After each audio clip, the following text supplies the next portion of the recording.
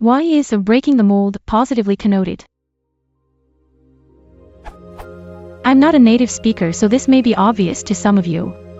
I've come across the figure of speech, to break the mold, basically meaning to do your own thing and not adhere to traditions or rules, which may or may not be obsolete. Every time I came across that phrase, it was used in a positive context, rebellious maybe, but positive nonetheless. While I get why it could be seen as a positive character trait to have your own head and not mindlessly follow everything you're told, I don't understand why this particular figure of speech would be positively connoted. From what I understand, it comes from industrial casting, where every cast part comes from the same mold, so they're all the same. If one part would break such a mold, not only would it be way out of shape and unusable for any further purpose, it would probably also cause considerable damage and delays in the entire manufacturing process. Neither of those outcomes seems desirable to me in any literal or figurative sense. Does anyone have some insight into that?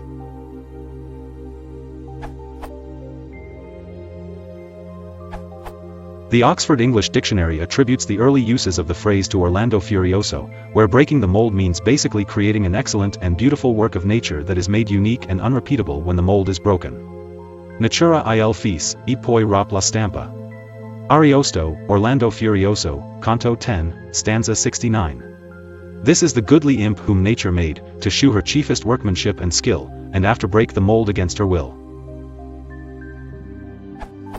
Translation with fuller context by Sir John Harrington, originally published 1591. So it was a form of praise for the person so formed, that nature could form no one else like that person. The connection between beauty and uniqueness persisted for a long time. Again the OED. 1786 J. Burgoyne Eris I. 2. 11 He cannot mistake her, for when she was formed nature broke the mold. So the original idea was that the person created was so exemplary that nature wouldn't want to create another one. The focus was on creation and not the waste of a good mold. The positive connotations remained in subsequent meanings of the idiom, where the focus has shifted from what was created to the more modern sense of a paradigm shift in politics or another area. For example, 1965 A. J. P. Taylor Ang. Hist.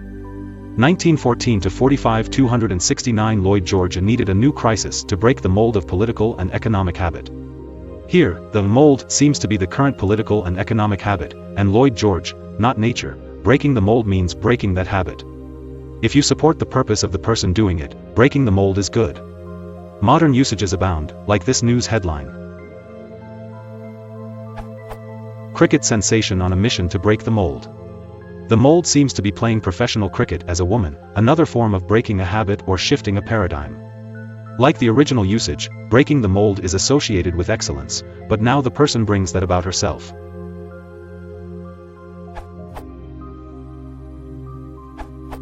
To expand a bit on Taliesin Mullen's great answer, the original analogy was to casting a statue by creating a hollow mold and pouring molten metal into it. If the mold is intact, you can make an exact copy by sealing it back up and filling it with bronze again. Breaking the mold means the work of art can never be duplicated. The British political usage seems to invert the metaphor. A dreary situation keeps repeating over and over again, like identical cast iron parts mass-produced from the same mold. Breaking the mold stops any more duplicates from being made. That is, someone who breaks the mold in British spelling, solves a recurring problem once and for all. The third usage, where breaking the mold is a synonym for breaking the restrictions, would make literal sense if something were trapped inside a mold and needed to break it to escape. It might, at a stretch, mean breaking a mold to reveal the valuable item inside it. My best guess is that the people who used the phrase that way weren't making any analogy to literal molds at all.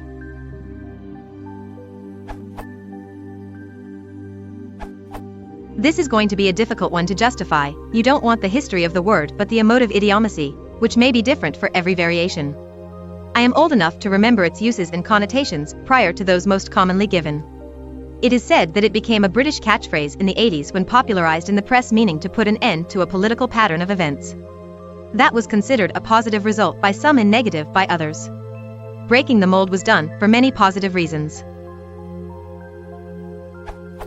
Betterment, a newer copy of a mold would improve the quality. Thus, breaking the old mold was a sign of introducing fresher qualities, positive. Weeding out the malformed, a mold with a flaw could keep producing a poor quality copy. If casting broke the mold, it was considered a self-improvement, yes, a loss, but a positive step. They broke the mold when they made them can emotively mean. Thank your deity, there will never be another like that, positive. B. Sadly, there will never be another as good as them, melancholic but aspirational. Thus we see links to the malaprop to break out of the mold, where one is shrugging off stagnation, again considered a positive trait, and the one actually implied in most popular usage cases, such as changing attitudes towards gender limitations.